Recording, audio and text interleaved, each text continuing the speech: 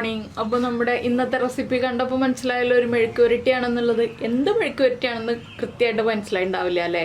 നമ്മുടെ ചുരക്കയും വൻപയറും ചേർത്തിട്ട് ഉണ്ടാക്കാൻ പറ്റുന്ന നല്ലൊരു ടേസ്റ്റി ആയിട്ടുള്ള മെഴുക്കുവരട്ടിയാണ്. ചോറിനും കഞ്ഞിക്കും ഒക്കെ വളരെ നല്ലൊരു സൈഡ് ഡിഷാണിത്. അപ്പോൾ എന്തായാലും നിങ്ങളെല്ലാവരും തയ്യാറാക്കി നോക്കുമെന്ന് വിചാരിക്കുന്നു. നമുക്ക് എങ്ങനെയാണ് നമ്മുടെ ഈ ഒരു മെഴുക്കുവരട്ടി തയ്യാറാക്കുന്നതെന്ന് നോക്കാം. അപ്പോൾ നമുക്ക് നമ്മുടെ ഇൻഗ്രീഡിയൻസ് നോക്കാം. നമ്മളിപ്പോൾ ഒരു 1/4 കപ്പ് വൻപയർ വെള്ളത്തിൽ സോക്ക് ചെയ്തെടുത്തിട്ടുണ്ട്. വെള്ളത്തിൽ സോക്ക് ചെയ്യുന്നതിന് മുന്നേ ഉള്ള അളവാണ് 1/4 കപ്പ്. അതുപോലെ തന്നെ ഒരു പീസ് ചുരക്കി എടുത്തിട്ടുണ്ട്. ചെറിയൊരു പീസ് ചുരക്കി എടുത്തിട്ടുള്ളൂ. ചെറിയ ക്വാണ്ടിറ്റി അല്ലേ നമ്മൾ ചെയ്യുന്നുള്ളൂ, അതുകൊണ്ടാണ് ഞാൻ ചെറിയ പീസ് ചുരക്കി എടുത്തത്. പിന്നെ വേണ്ടത് ഒരു 10 ചെറിയ ഉള്ളി അല്ലെങ്കിൽ ഒരു സവോളയുടെ പകുതി, ഇതിൽ രണ്ടിൽ ഏത് വേണമെങ്കിലും നമുക്ക് എടുക്കാം. പിന്നെ വേണ്ടത് 2-3 പച്ചമുളക്, നിങ്ങളുടെ എരിവനുസരിച്ചിട്ട് പച്ചമുളക് ചേർക്കാം കേട്ടോ.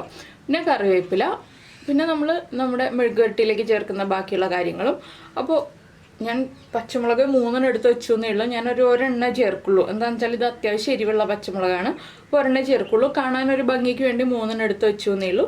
അപ്പോൾ ആദ്യം നമുക്ക് ഈ വൻപയർ ഒന്ന് കുക്ക് ചെയ്തെടുക്കണം. വൻപയർ ഉപ്പ് ചേർക്കാതെ കുക്കറിൽ 3 വിസിൽ വരുന്നത് വരെയാണ് ഞാൻ വേവിച്ചെടുക്കാൻ പോകുന്നത്. നന്നായിട്ട് വെന്ത് ഉടഞ്ഞു പോകുന്ന രീതിയിലല്ല, വേവണം പക്ഷെ ഉടഞ്ഞു പോകരുത്, ആ രീതിയിലാണ് വേവിച്ചെടുക്കുന്നത്. അപ്പോൾ വൻപയർ ഇപ്പോൾ ഞാനൊരു 2 മണിക്കൂറായിട്ട് വെള്ളത്തിൽ സോക്ക് ചെയ്തിട്ടിരിക്കുകയാണ്. നിങ്ങൾ തലേ ദിവസം സോക്ക് ചെയ്താണെങ്കിൽ ചട്ടിയിൽ വെച്ച് കുക്ക് ചെയ്താലും മതി, കുക്കറിൽ തന്നെ കുക്ക് ചെയ്യണമെന്നില്ല. വൻപയർ ഉടയാതെ ഒന്ന് ശ്രദ്ധിക്കണം, ചെറുതായിട്ട് ഉടയാം, വല്ലാതെ ഉടഞ്ഞു പോകാതെ ഒന്ന് ശ്രദ്ധിക്കണം. അപ്പോൾ ഞാൻ ഈ പയറൊന്ന് വേവിച്ചെടുക്കട്ടെ ആദ്യം. അപ്പോൾ നമ്മുടെ പയറൊക്കെ കുക്കായി കഴിഞ്ഞിട്ടുണ്ട്. നമ്മൾ നമ്മുടെ ചുരക്കയും കട്ട് ചെയ്ത് വെച്ചിട്ടുണ്ട്. ഇത് കണ്ടോ, ഇതാ ഈ ഒരു വലുപ്പത്തിലാണ് ചുരക്ക കട്ട് ചെയ്തിട്ടുള്ളത്. വലിയ പീസുകളായിട്ടല്ല, ഒരു മീഡിയം പീസുകളായിട്ടാണ് കട്ട് ചെയ്തിട്ടുള്ളത്. അപ്പോൾ ചുരക്ക ആവിയിൽ വേവിക്കാം കേട്ടോ. ഞാനിതിപ്പോൾ ആവിയിലല്ല വേവിക്കാൻ പോകുന്നത്, നമ്മുടെ പയർ കുക്കായ ബാക്കി വെള്ളത്തിലാണ് വേവിക്കാൻ പോകുന്നത്. നിങ്ങൾക്ക് ആവിയിൽ വേവിക്കണം എന്നുണ്ടെങ്കിൽ ആവിയിൽ വേവിച്ചെടുക്കാം, രണ്ടും ഒരേ ടേസ്റ്റ് തന്നെയാണ്. അപ്പോൾ നമുക്കിനി നമ്മുടെ കുക്കർ തുറക്കാം. കുക്കറിൽ കുറച്ച് വെള്ളം ഉണ്ടാവുള്ളൂ കേട്ടോ, ഒരുപാട് വെള്ളമൊന്നും ഉണ്ടാവില്ല. നമ്മൾ കുറച്ച് വെള്ളത്തിലാണ് പയർ വേവിച്ചത്. അപ്പോൾ ഇതിൽ നിന്ന് ഈ പയറെടുത്ത് മാറ്റാം. ഇത് കണ്ടോ, പയർ കുഴഞ്ഞു പോവാതെ എങ്കിൽ നന്നായിട്ട് വെന്ത് വന്നിട്ടുണ്ട്. ഈ ഒരു പാകത്തിൽ വേവിച്ചെടുക്കാമെന്നാണ് ഞാൻ ഉദ്ദേശിച്ചത്. ഇനി പയർ വേറെ പാത്രത്തിലേക്ക് നമുക്ക് മാറ്റിയെടുക്കാം. പയറിൻ്റെ വെള്ളത്തിൽ തന്നെ ചുരക്ക വേകുമ്പോൾ ചുരക്കയ്ക്ക് ആ പയറിൻ്റെ ടേസ്റ്റും കൂടി കിട്ടിക്കോളും. അതുകൊണ്ടാണ് ഞാൻ ഇതുപോലെ ചെയ്യുന്നത്. അപ്പോൾ നമ്മൾ അത്യാവശ്യം പയറൊക്കെ മാറ്റിയിട്ടുണ്ട്. കുറച്ച് പയർ അടിഭാഗത്തുണ്ട്, അത് സാരമില്ല. ഇനി നമുക്കിതിലേക്ക് ചുരക്ക ഇട്ടിട്ട് ഒന്ന് ആവി കയറ്റിയെടുക്കാം. വിസിലൊന്നും വരണ്ട, ആ വെള്ളം ഒന്ന് വറ്റി ചുരക്കയിലേക്ക് പിടിക്കുന്നത് വരെ വേവിച്ചെടുക്കുക, അത്രയേ ഉള്ളൂ. ഈ സമയത്ത് തന്നെ നമുക്ക് ഒരു പച്ചമുളകും കൂടി ചുരക്കയുടെ കൂടെ ചേർത്ത് വേവിച്ചെടുക്കാം. പച്ചമുളകിൻ്റെ ആ എരിവൊന്ന് ചുരക്കയിലേക്ക് പിടിക്കാൻ വേണ്ടിയിട്ടാണ് നമ്മൾ ഇതുപോലെ ചേർത്ത് വേവിക്കുന്നത്. ചുരക്കയ്ക്ക് ആവശ്യമായിട്ടുള്ള ഉപ്പും ചേർക്കണം. പയറിൻ്റെ വെള്ളത്തിലായതുകൊണ്ട് തന്നെ പയറിൻ്റെ ഉപ്പ് കുറച്ചുണ്ടാവും. ഇനി ഇതൊന്ന് ഇതുപോലെ ഒന്ന് കുടഞ്ഞ് മിക്സ് ചെയ്യുക. നമ്മൾ ഇളക്കി മിക്സ് ചെയ്യേണ്ട, കുടഞ്ഞ് മിക്സ് ചെയ്യുക.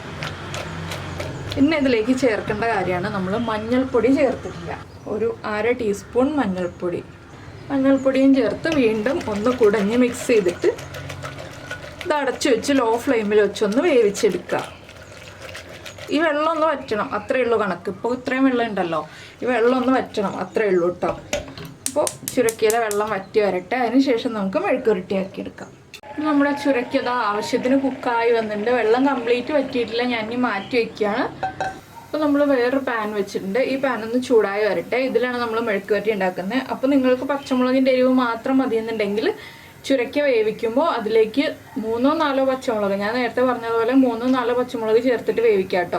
ഞാനിപ്പോൾ ഒരു പച്ചമുളക് ചേർത്തിട്ടുള്ളൂ. എന്താണെന്ന് വെച്ചാൽ എനിക്ക് മെഴുക്കുവരട്ടിക്ക് കുറച്ച് കളർ വേണം, അതുകൊണ്ട് ഞാൻ കുറച്ച് കാശ്മീരി ചില്ലി പൗഡറും കൂടി ചേർക്കുന്നുണ്ട്.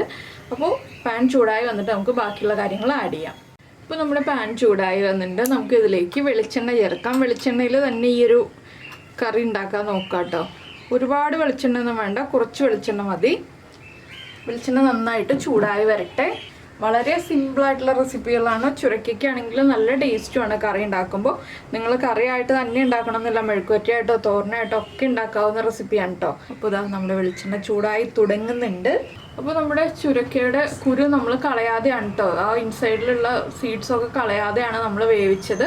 എന്താണെന്ന് വെച്ചാൽ ഇത് ഇളയ ചുരക്കയായിരുന്നു. ഇളയ ചുരക്കയാണെങ്കിൽ നമുക്ക് കുരു കളയേണ്ട ആവശ്യമില്ല. മൂപ്പ് കൂടിയ ചുരക്കയാണെങ്കിൽ മാത്രമേ നമ്മൾ കുരു കളഞ്ഞിട്ട് എടുക്കേണ്ട ആവശ്യമുള്ളൂ. അപ്പോൾ നമ്മുടെ വെളിച്ചെണ്ണയിലേക്ക് ഞാനിപ്പോൾ 1 ടീസ്പൂൺ കടുക് ചേർത്തിട്ടുണ്ട്.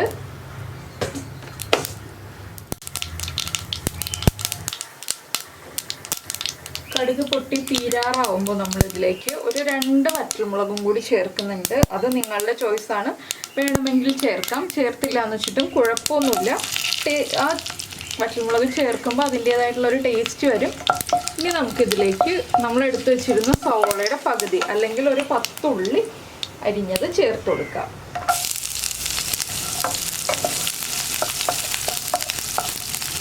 എല്ലാവർക്കും നന്നാക്കി എടുക്കാൻ എളുപ്പം സവോള ആയതുകൊണ്ടാണ് ഞാൻ സവോളയുടെ പകുതി എന്ന് പറഞ്ഞത്.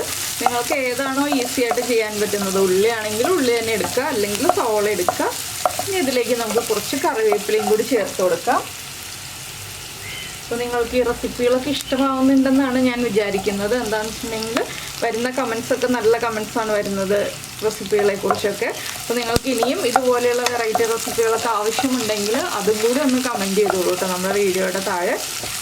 പിന്നെ നമ്മുടെ ചാനൽ ആദ്യമായിട്ട് കാണുകയാണ്, നമ്മുടെ വീഡിയോ പ്രസൻറ്റ് ചെയ്യുന്ന രീതിയൊക്കെ ഇഷ്ടമായി എന്നുണ്ടെങ്കിൽ നമ്മുടെ ചാനലൊന്ന് സബ്സ്ക്രൈബ് ചെയ്ത് സപ്പോർട്ട് ചെയ്യണേ. സപ്പോർട്ട് ചെയ്യുന്നതിന് ഈ വീഡിയോയുടെ താഴെയുള്ള ആ റെഡ് സബ്സ്ക്രൈബ് ബട്ടൺ ഒന്ന് ക്ലിക്ക് ചെയ്യുക. അതിൻ്റെ റൈറ്റ് സൈഡിലുള്ള ബെല്ലൈക്കണം ക്ലിക്ക് ചെയ്യുക. ഇവിടെ കുക്കറിൽ എൻ്റെ കൈ ഒന്ന് മുട്ടിയതുകൊണ്ടാണ് ഞാൻ കൈ വലിച്ചത് കേട്ടോ. അപ്പോൾ ആ ബെല്ലൈക്കൺ പ്രസ് ചെയ്യുമ്പോൾ ഓൾ എന്ന് പറഞ്ഞിട്ടൊരു ഓപ്ഷൻ കാണാം. ആ ഓളും കൂടി പ്രസ് ചെയ്തിട്ടുണ്ടെങ്കിൽ ഞാൻ എപ്പോഴും വീഡിയോ അപ്ലോഡ് ചെയ്യുമ്പോൾ നിങ്ങൾക്ക് നോട്ടിഫിക്കേഷൻ വരും. അപ്പോൾ ആ നോട്ടിഫിക്കേഷൻ വന്നാൽ മാത്രമേ ഞാൻ വീഡിയോ അപ്ലോഡ് ചെയ്താൽ നിങ്ങൾക്ക് കാര്യങ്ങളൊക്കെ മനസ്സിലാവുള്ളൂ, ഞാനിപ്പോൾ പുതിയ വീഡിയോ അപ്ലോഡ് ചെയ്തിട്ടുണ്ടെന്നുള്ളത്. അല്ലെങ്കിൽ അറിയാൻ പറ്റില്ല ചിലപ്പോൾ. അതുകൊണ്ടാണ് നമ്മൾ ആ ബെല്ലൈക്കണും കൂടി ഒന്ന് പ്രസ് ചെയ്യണമെന്ന് എടുത്തു പറയുന്നത്. അപ്പോൾ ഇനി നമ്മുടെ സവോള ഒന്ന് ലൈറ്റായിട്ട് ബ്രൗൺ ഷെയ്ഡായി വരണം. ഒരുപാട് ബ്രൗൺ ആവണ്ട കേട്ടോ.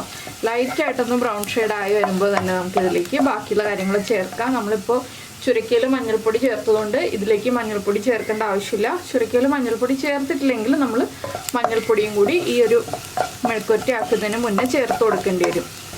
അപ്പോൾ ഇതാ ഉള്ളിയുടെ കളറൊക്കെ ചെറുതായിട്ടൊന്ന് മാറി തുടങ്ങുന്നുണ്ട്. ചെറുതായിട്ട് മാറുമ്പോൾ തന്നെ നമ്മൾ മുളക് പൊടി ചേർത്ത് കൊടുക്കുക. എന്താണെന്ന് വെച്ചാൽ നമ്മുടെ മുളക് പൊടിയും കൂടി ഇനി കുക്കായി വരാനുള്ളതാണല്ലോ, അതിനനുസരിച്ച് നമ്മൾ കുറച്ച് നേരത്തെ ആയിട്ട് മുളക് പൊടി ചേർക്കുക. ഞാനിപ്പോൾ ഒരു പച്ചമുളക് ചേർത്തുകൊണ്ട് 1 ടീസ്പൂൺ കാശ്മീരി ചില്ലി പൗഡർ ചേർക്കുന്നുള്ളൂ.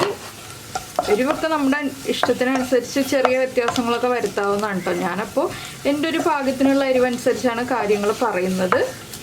നിങ്ങൾക്ക് നിങ്ങളുടെ ടേസ്റ്റിനനുസരിച്ച് എരിവ് ആഡ് ചെയ്യാം, കൂട്ടുകയോ കുറയ്ക്കുകയോ ഒക്കെ ചെയ്യാം കേട്ടോ. കാശ്മീരി ചില്ലി പൗഡർ ആയതുകൊണ്ട് തന്നെ കുറച്ച് സമയം എടുക്കും ഒന്ന് മുളക് പൊടി കുക്കായി വരാൻ. നമ്മുടെ എരിവുള്ള മുളക് പൊടിയേക്കാൾ കുക്കിംഗ് ടൈം കൂടുതലാണ് കാശ്മീരി ചില്ലി പൗഡറിന്. ഇതിലേക്ക് നമ്മൾ ആദ്യം ചുരക്ക അല്ല ചേർക്കുന്നത്, നമ്മുടെ പയർ വേവിച്ചതുണ്ടല്ലോ അതാണ് ആദ്യം ചേർക്കുക. മുളക് പൊടി ഒന്ന് കുക്കായി വന്നിട്ടുണ്ട്. നമുക്കിനി ഇതിലേക്ക് വേവിച്ച് വെച്ചിരിക്കുന്ന പയർ ചേർത്ത് കൊടുക്കാം. പയറിൽ ചെറിയൊരളവിൽ വെള്ളമുണ്ട്. അതൊന്ന് മിക്സായി കഴിയുമ്പോൾ നമുക്ക് ചുരക്കയും കൂടി ചേർത്ത് ഇളക്കി മിക്സ് ചെയ്തെടുക്കാം. ചുരക്ക ചേർത്തിട്ട് ഒരുപാട് ഇളക്കരുത്. ഇനി വെള്ളം ഒന്ന് വറ്റി വരണം. അതിനായിട്ട് നമ്മൾ ഫ്ലെയിം കൂട്ടി വയ്ക്കുക. ചുരക്കയിലേക്ക് ആ മുളകൊക്കെ ഒന്ന് പിടിച്ചു വരട്ടെ. കണ്ടോ, ചുരക്കയുടെ സീഡ്സൊക്കെ റിമൂവ് ചെയ്യാത്തതുകൊണ്ട് നമുക്ക് ചുരക്കയുടെ ഷേപ്പ് മൊത്തത്തിൽ അങ്ങ് മിസ്സായി പോവാതെ കിട്ടിയിട്ടുണ്ട്. ഒരുപാട് വേവിച്ചിട്ടുണ്ടെങ്കിൽ ചുരക്ക വല്ലാതെ ഉടഞ്ഞു പോകും കേട്ടോ. ഇനി ഇത് തുറന്ന് വെച്ചിട്ട് തന്നെ വേവിക്കുക, അടച്ചു വെക്കരുത്. തുറന്ന് വെച്ച് തന്നെ വേവിക്കുക കേട്ടോ. തുറന്ന് വെച്ച് വേവിച്ചാലേ വെള്ളം വേഗം വറ്റി കിട്ടുള്ളൂ. അടച്ചു വെച്ച് വേവിച്ചിട്ടുണ്ടെങ്കിൽ വീണ്ടും ചുരക്കയുടെ വേവ് കൂടിപ്പോവും. അതുകൊണ്ടാണ് നമ്മൾ തുറന്ന് വെച്ച് വേവിക്കാന്ന് പറഞ്ഞത്. നിങ്ങളുടെ കയ്യിൽ ചുരക്ക വേവിച്ച് വരുമ്പോൾ ഇത്രയും വെള്ളം ഇല്ലാന്നുണ്ടെങ്കിൽ വേഗം തന്നെ മെഴുക്കുവരട്ടി റെഡിയാക്കി എടുക്കാം. എൻ്റെ കയ്യിൽ ഇത്തിരി വെള്ളം കൂടി പോയതുകൊണ്ടാണ് ഇതുപോലെ കുറച്ച് സമയം നമ്മൾ വെയിറ്റ് ചെയ്യേണ്ടി വരുന്നത്. അപ്പോൾ നമ്മൾ വെള്ളം ചേർത്തിട്ടല്ല വേവിച്ചത്, ആ പയറിൻ്റെ വെള്ളത്തിൽ ചേർത്ത് ചുരക്കാന്ന് വേവിച്ചെടുക്കുകയാണ് ചെയ്തത്. ഇനി നമുക്കിതിൻ്റെ ഉപ്പും എരിവും ഒക്കെ ചെക്ക് ചെയ്യാം. പയറിലും നമ്മൾ ഉപ്പ് ചേർത്തതാണ്, ചുരക്കയിലും ഉപ്പ് ചേർത്തതാണ്. അതുകൊണ്ട് ഉപ്പൊന്ന് ചെക്ക് ചെയ്തിട്ട് ആവശ്യമാണെങ്കിൽ ഉപ്പ് ചേർത്ത് കൊടുക്കണം. ഉപ്പൊക്കെ ആവശ്യത്തിനുണ്ട്, എരിവും ആവശ്യത്തിനുണ്ട്. നിങ്ങൾക്ക് എരിവ് കൂടി പോവുകയാണെങ്കിൽ ഒരു 2 പിഞ്ച് പഞ്ചസാര ചേർക്കാം കേട്ടോ. മെഴുക്കുവരട്ടി ആണെന്ന് വെച്ചിട്ടും കുഴപ്പമൊന്നുമില്ല. 2 പിഞ്ച് പഞ്ചസാര ചേർത്തിട്ടുണ്ടെങ്കിൽ എരിവ് കുറഞ്ഞ് കിട്ടും. ഉപ്പ് കുറവാണെങ്കിൽ ഈ ഒരു സ്റ്റേജിൽ ഉപ്പ് ചേർത്ത് കൊടുക്കുക. അപ്പോൾ ഈ വെള്ളം വറ്റി വരുമ്പോൾ ഉപ്പ് പാകമായിക്കോളും. അപ്പോൾ അതൊന്ന് വറ്റി വരട്ടെ, അതുവരെ നമുക്ക് വെയിറ്റ് ചെയ്യാം. അപ്പോൾ നമ്മുടെ ചുരക്കയിലുള്ള വെള്ളമൊക്കെ വറ്റി ഇത് കണ്ടോ ഡ്രൈ ആയി തുടങ്ങുന്നുണ്ട്. ഇത് വീണ്ടും ഡ്രൈ ആക്കി എടുക്കണമെങ്കിൽ ഡ്രൈ ആക്കി എടുക്കാം കേട്ടോ. ഞാനിപ്പോൾ ഒരു ഇത്തിരി കുഴഞ്ഞ ഭാഗത്തിൽ ചെറിയൊരു നനവോടുകൂടിയുള്ള മെഴുക്കുവരട്ടിയാക്കിയാണ് എടുക്കുന്നത്. ചോറിനും കഞ്ഞിക്കും ഒക്കെ ഇതായിരിക്കും ബെസ്റ്റ്. ചോറിൻ്റെ കൂടെ മാത്രം കഴിക്കാനാണെങ്കിൽ ഏറ്റവും നല്ലത് ഈ ഒരു കൺസിസ്റ്റൻസിയാണ്. കഞ്ഞിയുടെ കൂടെ കഴിക്കാനാണെങ്കിൽ ഒന്നുകൂടി ഡ്രൈ ആക്കാം. ഒന്നുകൂടി ഡ്രൈ ആക്കണം എന്നുണ്ടെങ്കിൽ കുറച്ച് സമയം കൂടി ഇങ്ങനെ സ്പ്രെഡ് ചെയ്തിട്ടിട്ട് ഇടയ്ക്കിടയ്ക്ക് ഇളക്കി കൊടുക്കുക. അപ്പോൾ നമ്മൾ ഈ പാനിൻ്റെ സൈഡും കൂടി ചേർത്ത് ഇളക്കാനൊന്ന് ശ്രദ്ധിക്കുക. അത്രയേ ഉള്ളൂ. അപ്പോൾ എന്തായാലും നിങ്ങൾക്ക് എല്ലാവർക്കും ഈ ഒരു റെസിപ്പി ഇഷ്ടമായിട്ടുണ്ടാവുമെന്ന് വിചാരിക്കുന്നു. ഇഷ്ടമായിട്ടുണ്ടെങ്കിൽ നമ്മുടെ വീഡിയോയുടെ താഴെ ലൈക്ക് ചെയ്യാനൊന്നും മറന്നു പോകരുത് കേട്ടോ. അപ്പോൾ എന്തായാലും നമുക്ക് നമ്മുടെ അടുത്തൊരു റെസിപ്പിയുമായിട്ട് അടുത്ത ദിവസം വീണ്ടും കാണാം. ഞാനിപ്പോൾ ഇതൊരു ബൗളിലേക്ക് മാറ്റട്ടെ.